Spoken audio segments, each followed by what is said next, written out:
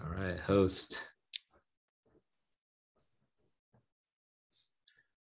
Hello. Hello. Hello. Hey, everyone.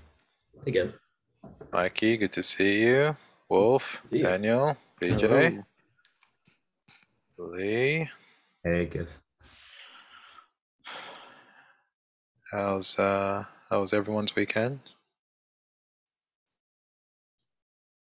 Dan, have you recovered from the baby virus? Me? Yeah, Yes. Yeah, I'm alive and All well good? and kicking all over again. How's your sleep? You getting any sleep? Not really, no. Oh, really? I'm up at like 2 and 4 or 5 every day at the moment, but it's all right. Yeah. It's fine. Yeah. You get I used to managed it. to catch it up in the day at some point, normally about Power 10 naps. a.m. Yeah. Little naps, yeah. It works. I'm sure Ganesha feels your pain. He does. Yeah. So like at least 3-4 times I wake up in the night. And every time I wake up, 30 to 45 minutes is taken. Yes. Yeah. Never quick. Yeah. All right. Adrian, good morning. Morning.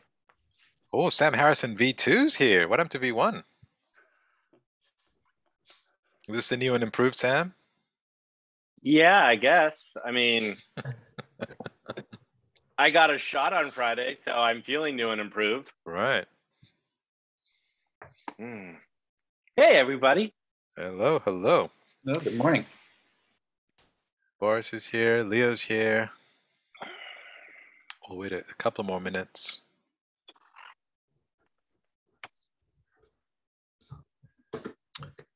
Adrian, are you in Denver or are you back home? I'm in LA. Okay. Actually, before we start everything, I kind of need a direction as far as what this billboard design that we ordered a billboard, and just I've been going through some stuff with my graphic designer, but I'm just not stoked on any of it, and I think it's just a lack of overall clarity because I feel like the billboard should encapsulate everything, and we're doing so many different small things at East Denver, so it's very hard to like just say what this one thing is. There's so many different launches, and it's I'm not gonna lie, just having a little bit of a struggle trying to encapsulate it all in one billboard. And maybe it's just simple as just harmony. And Why don't you do a few versions and get feedback from the community? Yeah, we could do that. Well, because some of the versions are they say a few things that maybe Right. need to wait, for the surprise. Yeah. My recommendation is actually keep it simple. Like being able to say something as simple as create wealth and harmony. I feel like that's a good theme. Yeah, safe in this is probably better than going big on a surprise and then having it fall short. Yeah, and also to be fair, while people will look up and see it, they're not going to spend a whole lot of time.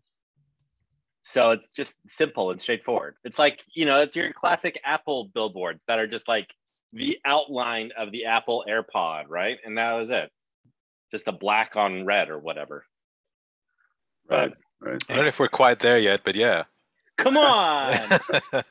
We're recognizable. People know us. Yeah. I'm a very important person. I guess if you guys have any things, you could just ping me on the side and just be like, hey, this might be a cool idea.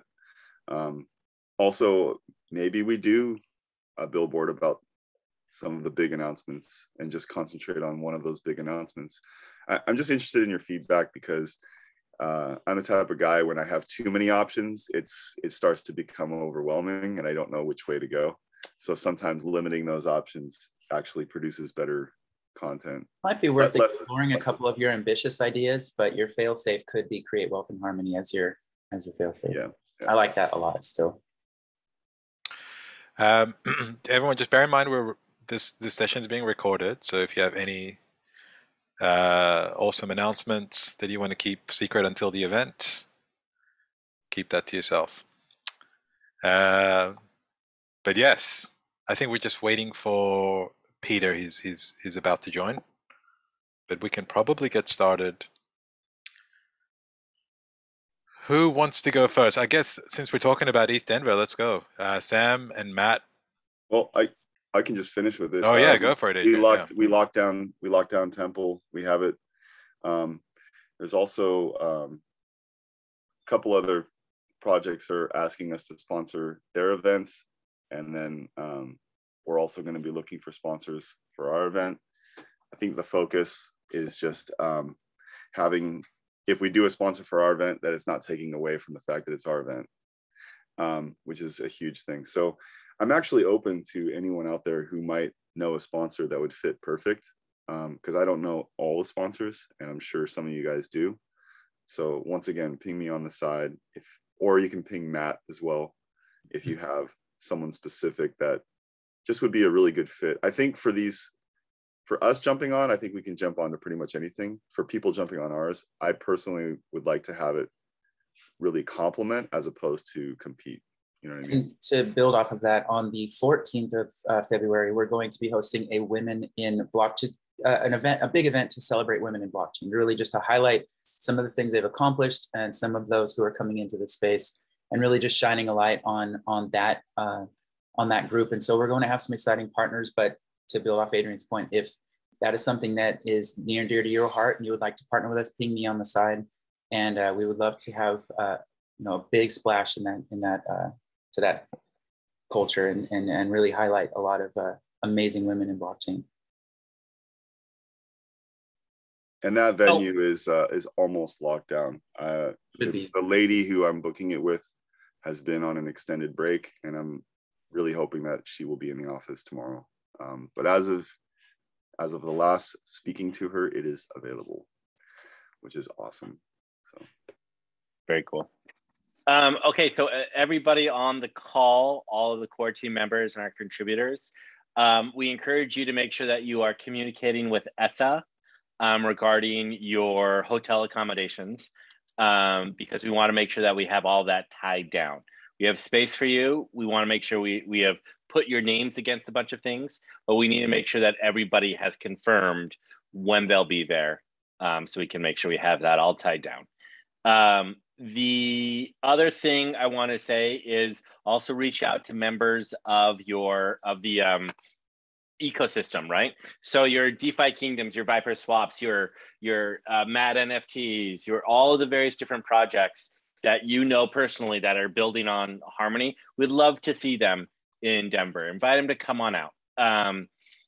So then, feel free to talk to me, talk to Matt, talk to Essa and Nora about what we can do to help them. It's going to be big, and there's a lot of moving parts, and it's all coming together in a very chaotic fractal way, but it's also coming together.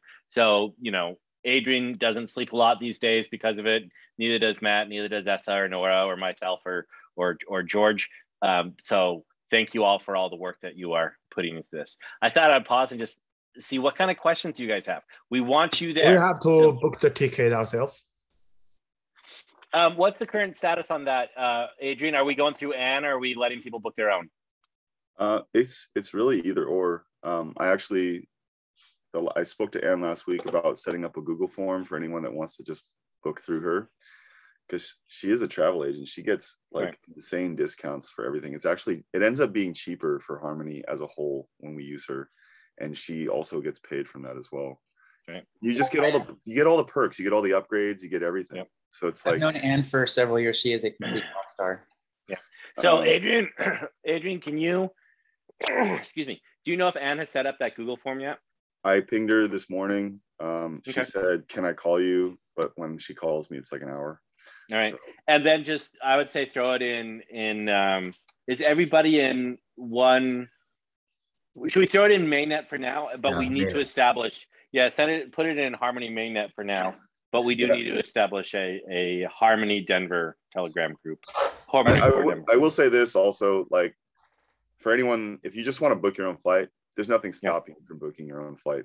If you want the dates, it's basically the event starts on the 11th, so I would arrive on the 10th. If you want to help out and do things, a day before, you can arrive on the 9th. Breckenridge, everyone will be leaving for Breckenridge on the 21st. If you don't want to go to Breckenridge, you can leave your flight on the 21st and go back home. Right. If you go to Breckenridge, it goes from the 21st to the 24th. I would book a late flight out of Denver on the 24th because it is about a 2-hour drive from Breckenridge to the airport. And we don't know if there's a storm. A lot of things could happen. So, so I would just, it's basically arrive on the 10th to get there on the 11th. You can leave on the 21st, or you can go to Breckenridge and leave on the 24th. Hopefully that clears it up. If you want to book your own flight, there's nothing stopping you from doing that and just invoicing Lee. So.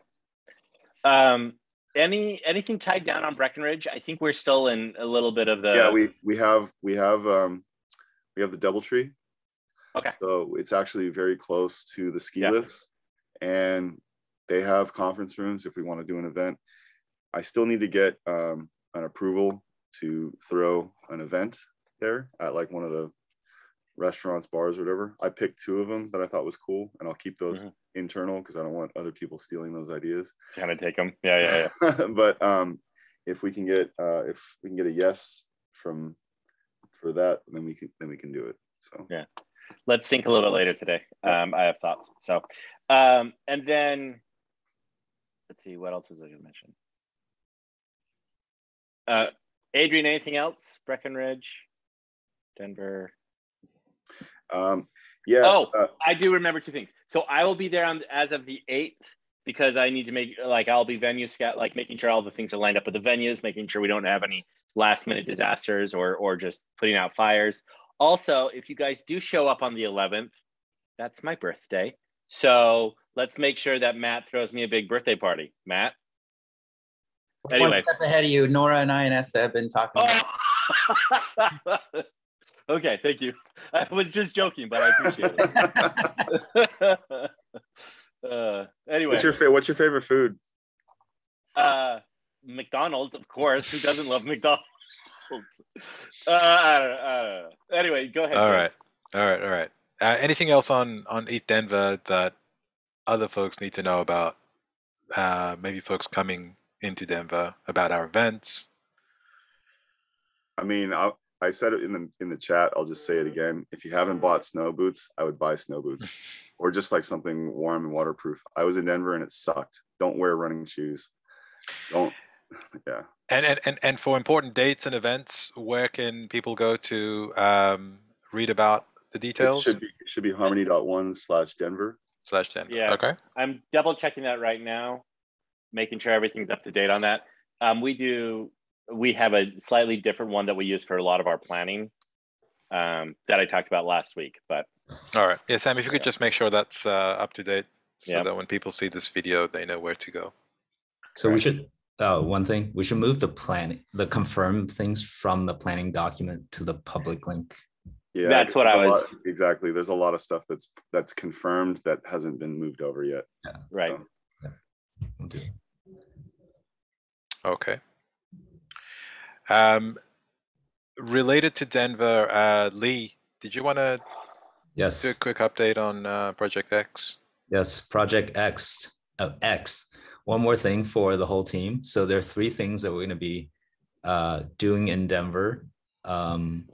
One thing to note is this will probably be the only event that the entire team is going to outside of San Francisco that I can think of this year, right? Not everyone can go to Barcelona or any of the other, even East Kenya. So we're going to go all out on 3 verticals. One is hiring. There'll be tons of great engineers and builders. So hiring, we're going to give a what do they call it? Recruiting bonus or a referral fee for team members, recruiting, hiring. There's the second one is grants. So we'll be giving out grants, not necessarily on the spot, but with a forum post, still following the same process. But if you meet a team that you really like, just give them a grant before the end of ETH Denver. Have them write the forum post. We did this in Lisbon as well. Abi and a few other people probably remember that. Adrian will remember that I was supposed to go to New York last minute, didn't go to New York, stayed in Lisbon, and just give out. It's probably going to be the highest concentration of projects. So for those grants, it'll really just be anybody on the core team can one-to-one talk to a team, work with them, help them write a proposal. It's a one-page. Everyone's seen a grant proposal on the forum now, so it can be done within that same day. But you can decide. And then the last one is investments. So we'll do teams of 3 people from the core team. So pick one other person and then either give Peter or me as your third multi-sig, and those 3 people can make investments into teams from ETH Denver. And there'll be some incentive for you to do that as well. So we're still finalizing some of the details, but those are the 3 hiring, grants, and investments that we just talk to everybody at ETH Denver. Let's get 1,000 more people building in our ecosystem by the end of the 2 weeks. All right. One final thing to add for ETH Denver is I'm going to bring on 10 paid contributors for the entire event that would like to help us out with some logistics on events, just running, having people connect to our ecosystem, helping people get connected to the team, kind of stationed throughout different events at the hotel and all these different places to kind of, be an extra reach for us. So if that is something that you're interested in, regardless of your skill set, but if you're just a hard worker, very organized and good people person, ping me on the side. I'd love to have you involved. So great. Thanks, Matt. Anything else on Denver before we move on to the next topic? Okay. I'm going to turn it over to Daniel while he finishes that sip. Daniel, do you want to give us a quick update on the incident last week and what we're going to be doing as next steps? Sure. Definitely. Just a few things that I wanted to bring up about the recent outage that we experienced. First is acknowledging the team. Within 5 minutes of noticing there was an outage, it was all hands on deck. It was priority 1. And we can tell, you can tell on that call that we were not going to disconnect until this thing is fixed, whether that's in an hour or 2 hours or longer. So a number of us stayed up, team members stayed up throughout the night working to restore service. And I was, as someone who was on that call, just watching my colleagues work through this, it was pretty impressive to see how dedicated they were to fixing the problem. And speaking to dedication to fixing the problem, I also wanted to reach out to the validator node operators, the community moderators, the community members, really like everyone on our community channels who were helping us spread information out. There was words of encouragement. There was, disseminating information that we're putting out there, maybe reaching other channels that we weren't reaching. Like, it really showed that we came together as a community, as a team. And I think like through all of that and a couple of other things that I'm going to mention, we're coming out of this much stronger as a community, as a team, as an ecosystem. That out the way, I do want to mention that the postmortem is being written up. It's going to be published real soon. We're sifting through timeline notes, logs, findings, and other things to make sure that we include as much information as possible to share exactly what happened, when it happened, and so on. Yeah, that's pretty much it. I mean, in addition to the postmortem, and this kind of ties into coming out of this stronger, I also want to mention that there's a lot of lessons learned here on community communication in internal processes, things that we're going to put out there for everyone to read, on what we're going to be doing as next steps. And so that's also going to be shared soon. Yeah, that's Great. kind of where we stand. Thanks, Daniel. Yeah. Okay, so that's coming soon. Switching gears again, a few product updates. Who wants to give us updates? Ganesha, BTC Bridge. Yeah, we are working on like finalizing the Bitcoin Bridge Vault program. Mainly, I just wanted to go over this briefly, and also share with you guys for comments and any suggestions you may have. But briefly, this, as you guys know, Vault is a key component of the bridge that custodies user Bitcoin to enable issuing of wrapped Bitcoin. And we want many external community members to run vaults. Just to give an example, InterBTC, that one of the Bitcoin bridge to Polkadot had around 28 vaults. So we are aiming for around a similar number, so that the whole bridge is quite decentralized. So how to participate is probably going to be open permissionless participation, but we still want to collect the interest of the people. So we will be sending out a form, participation form. And there is also a guide on like how to run the vaults and so on. This program document also mentions how much collateral vaults need to run the vault. I give some examples here. For example, if a vault wants to issue, let's say half Bitcoin, wrapped Bitcoin, it needs to have a collateral around 200,000 one tokens, worth nearly like 68,000 US dollars. And another example would be if a vault wants to issue 10 Bitcoins, it needs to have around 2 million one tokens. So you guys can see that there's a lot of requirement of collateralization. So we want to heavily incentivize so that we can encourage a large number of participation. So the incentivization are going to be like twofold. One is we are going to provide them whatever the staking reward that they probably would get for the amount of one they collateralize. For example, in the above example, 200,001 at 9% APR would be like 18,000 annually or 1,500 per month. So this will be, I will be incentivizing them to cover this staking reward. So that's out of the way. They also can get another incentive via bridge fees. So this is subjected to how much volume and demand we'll have on the bridge, right? So, but in general, all the issue or redeem transaction that happens on the bridge, there's a bridge fees of 0.5%, which is directly given out to vaults at the moment. So this is going. It can be substantial if there is enough volume.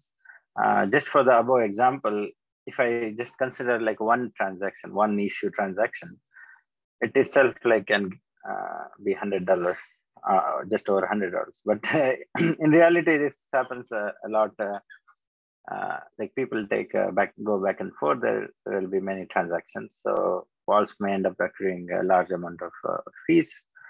So this reward is already on top of what they receive as a staking reward incentive. So these two are the incentives we are currently have at the time of launch, but we also have some future plans where this can be further motivating, especially the governance part, where the vaults that provide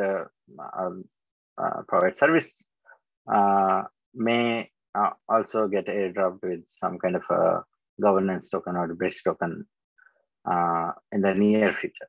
So based on how long they provide the service, this airdrop can be It can vary. So that's another motivation there. And the feature will add as a feature work would be staking. Like currently, only walls can participate, and all the amount of collateral only comes from the walls. But in future, there can be a staking mechanism. We want to build a staking mechanism where people can delegate as well and receive a portion of the walls incentive, like in terms of both staking reward incentive as well as fees that walls accrue can be given out to its delegates, similar to what we have in our staking mechanism. So how long should wall participation be? Initially, we'll probably go with the 3 months, 6 months, or 1 year. So longer the participation, their staking reward will be higher. But at least 3 months to begin with is necessary. That is going to be like this whole program. But for the team, I also put together some kind of numbers that we are expecting. This is still work in progress as small details, but we will finalize sometime today and start sending this program out tomorrow. We will be, let's say, whole bridge can lock around like 100 Bitcoin. This is a very small number, but it's still over close to $5 million US worth of TVL. And the minimum number of walls that at the time of the launch, we are targeting at least 10. Hopefully we'll have more. So average Bitcoin per wall, 10 Bitcoin, blah, blah, blah, and some numbers there. So in terms of just a staking reward incentive, will be have to have around like at least $500 million or 500 million per year. This incentive program wall program will cost us at least $500 million. Sorry, $500,000, which is 500,000. Sorry, my bad, not 500 million, 500,000. 500 million is like huge. But we are okay to even like if you see there are more walls like 20, 25 that we will be nice to have. Still be around like 1 million, so which is reasonable, and it's aligned with some of our larger incentivized programs. So this should be okay. But we also want to structure the walls staking reward incentive APR around like how long they participate. For example, if the longer participation will give them higher APR and shorter participation less, but it's still first few walls will have additional benefits as well. So this is still like we have to finalize some more numbers here, but just we want to make it more and more attractive for longer. 1 year of walls participating for a year is a good for the decentralization and good for the bridge overall. We don't want to target beyond 1 year. At least to begin, 1 year is a good period. Just like whether for all the other, team members, if you guys have some suggestions, feel free to share. To give some more context, currently Horizon Bridge locks around 1,700 WBTC, which is 75 million. This is like a kind of like higher target. You can see we want to reach eventually. So depending on this, if you have some more suggestions on like how we can improve, make it more and more attractive, welcome. But we probably only have today and possibly like mid of tomorrow if you guys want to relay your suggestions. So I will share this right away in the team, probably team channels. I think that's all. Any questions? Meanwhile. Yeah, Ganesha. So we're launching this week. No. No. You mean the program, right? Yeah. Yeah. Okay. Because as far as like external partners, we're don't have that yet, but I am talking to a couple now, and one of them could drive a lot of volume because they may want to start accumulating one BTC in their treasury. Mm-hmm. And so maybe we'll just talk offline. I've got a breakout group okay. for 1BTC. That'd be great. Okay. Yep. Yeah, just so you have a sense, this one project, they started accumulating CVX, convex tokens for the CRV kind of ecosystem, and they accumulated like 1% of all CVX within a week. Mm-hmm. And so like if we work with these guys, they could accumulate a ton of 1BTC, and we just and so I want to set it up so that we could actually work with them. Sounds good. All right, let's chat. This week is like a beginning of this program, and we'll allow at least a week or more for everyone to show their interest. And Ganesha, just an update on kind of like timelines. Can you? So this is going to go out tomorrow, and what's next? Let me see. 1 second.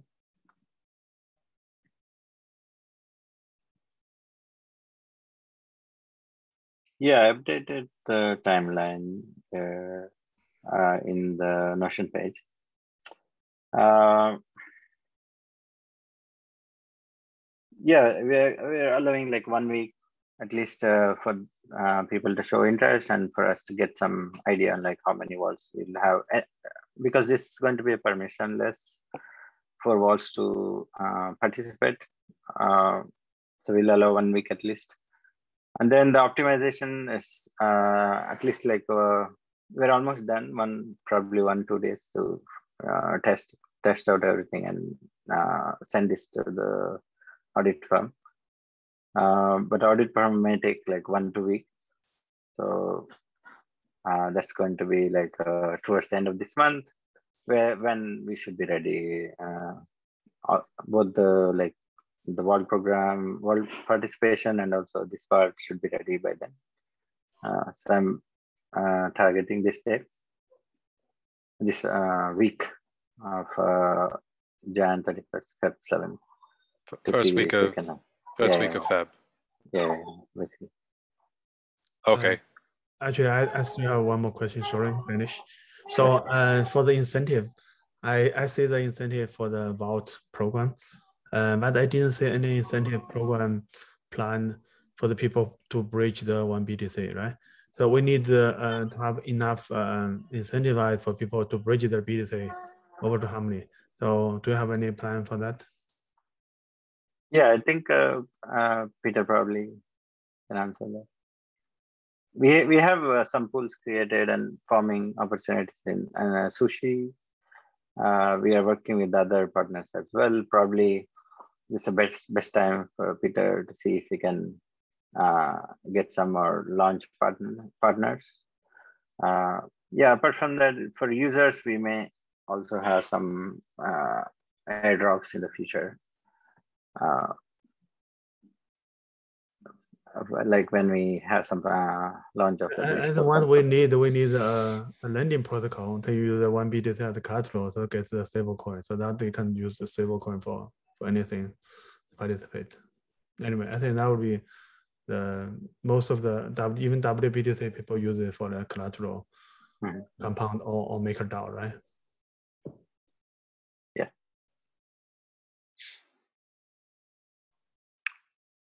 Okay. Any other questions for BTC Bridge? Okay. So Ganesh, you'll send this document out when it's ready. Sure. Okay. Any other product updates? RJ, I know you've been busy. Any worthwhile announcements? So on the cross-shard smart contract transaction last week, we have a couple more rounds of email communication. Definitely making good progress on the design iterations. but we haven't like finalized yet, but getting close. On the staking derivative, there's a lot of good progress on the staking precompile. So the bounty hunter already finished the implementation of the 3 major features for staking, like delegate, undelegate, and collect reward in the smart contract level, which means anyone can just directly do staking through a smart contract without sending the specialized staking transaction. And that basically means that any MetaMask user can do staking. So on that part, we done more round of the code review, and he finished all the comments and added lots of tests. So that's looking pretty good. And also, I think also Ganesh and other people already started testing it in LocalNet. And we're planning to push it to testnet within 2 days so that we can have a more thorough testing. And later on, if there's no problem, we're gonna plan for a mainnet release. So that feature could be enabled on the mainnet within January. Yeah, of course, last week there's lots of network like fixing improvement. We have relimiting on the RPC level, also relimiting based on IP implemented, and that feature is being tested.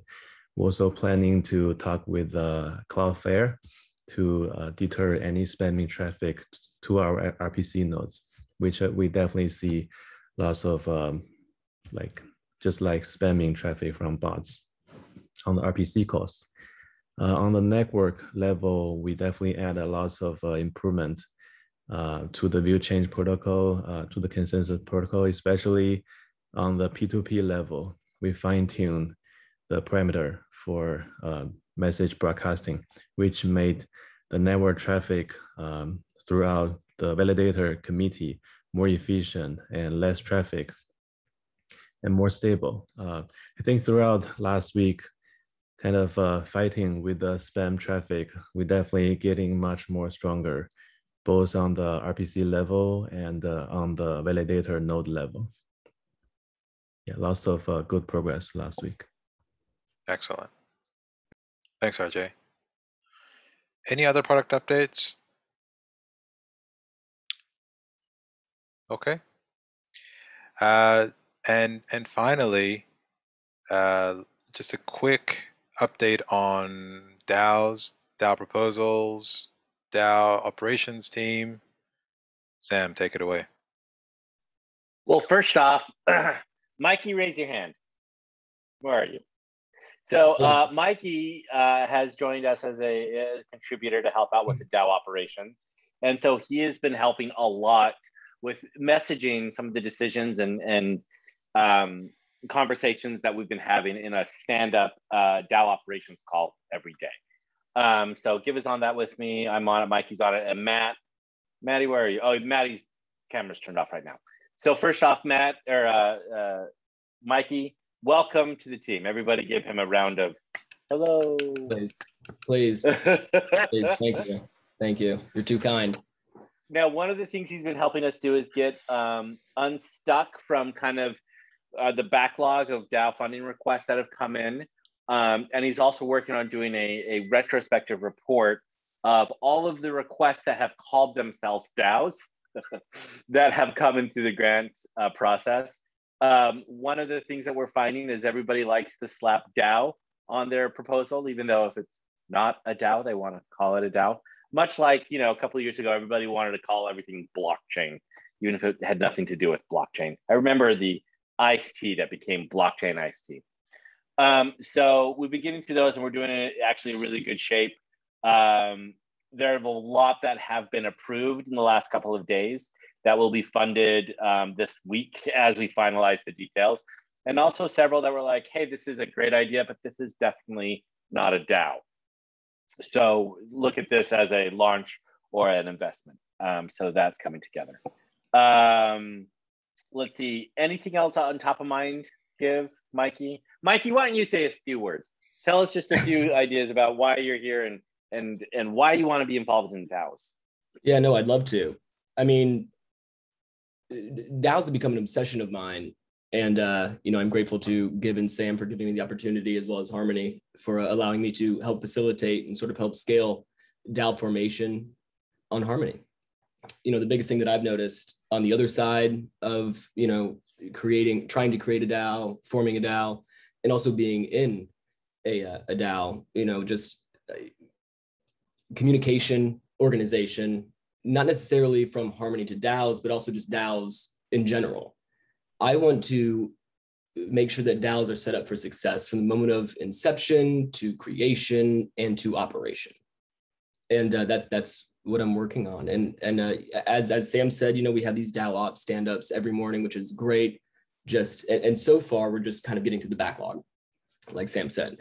Eventually, though, I hope to instead of just getting to the backlog, I hope to get in front of sort of obstacles. And, DAO tooling is especially something that I'm very, concerned's not the right word, but very on top of. I'm really looking forward to just helping DAOs create the best of their ability. How do we help DAOs on Harmony? And that's what I'm hoping to accomplish. Great. Thanks, Mikey. So two things that you guys should all be aware of. Very shortly, you guys will all receive a copy of the Manifest DAO, which is my learning of what we have experienced over the last couple of months. There are two things that I just wanted to flag in the Manifest DAO from an organizational perspective that I've seen would be helpful regarding how things are organized. Number one, let's think about the individual themselves. Individuals, as they come into a DAO, they all need three different things. They need a job, they need a friend, and they need to participate. They need to show up on a regular basis, right? They need to be able to be there and hear what the DAO is doing. Now, that is simple from a theoretical perspective, but now let's talk about how the DAOs themselves can help that. And that's where I would recommend that as DAOs get started, they organize into 5 different teams, right? The first 3 teams are very easy. Those are the teams that focus on each of the 3 mandates. The 4th team is also easy. We should have a lead governor that is, for lack of a better term, the guy or girl who makes the trains run on time. And they select 2 other people. It can be members of the governors, or it can be just part of the members of the DAO that help them execute what's happening on an ongoing basis, on a regular basis. The third part, and this I'm borrowing a term from a different organization, we need a fellowship committee in all of the DAOs. These are the people that welcome newbies into the DAO, teach them how to DAO, so to speak, make sure they have a friend, make sure that they have a job. It's the people that are responsible for onboarding or fellowshipping these individuals. So those are 2 of the big kind of organizational changes that we're going to recommend going forward in the Manifest DAO. I will say that this is all recommendation. DAOs do not really work well with top-down governance. They really work well with bottom-up kind of facilitation. So there you go. Just a couple little insights that you'll see coming out of the Manifest DAO shortly. Awesome. Thank you, Sam. Thanks, Mikey. If there is there anything else before we go to breakout rooms? Any other announcements? So last week, there was a NFT It's Global Hackathon. So Harmony also sponsored that. So I did a workshop, and also we picked a few winners who submit to the Harmony track. So there are some good, interesting projects, and NFT project, and also infrastructure and tool. So I think we should follow up with those winners of the Harmony track. And we may also invite them to the Denver as well. Some of the team already, the product been developed for quite some time. So I think we may also consider to give them a grant to launch on Harmony. One other thing I'd flag, actually, sorry for jumping in really quick, Giv. It's okay. For ETH Denver, Leo reminded me of this. We want to have core team members holding workshops on a fairly regular basis. So I know that we're going to have an official one at the castle that we're going to do, but also I want to be able to have dates throughout the week, throughout Build Week, over at the hotel that we're going to be at, where all of our scholars are going to be, or at our hub. I want to make sure that we have technical support and mentors and workshops on a regular basis. So anybody who's technical, as soon as you know when you're coming to Denver, please let me know so we can put you on the schedule about when you're going to be doing a workshop or hold open office hours or something like that. All right. Thank you, everyone. Anything else? Okay. Have a great week. I'll speak to you all soon.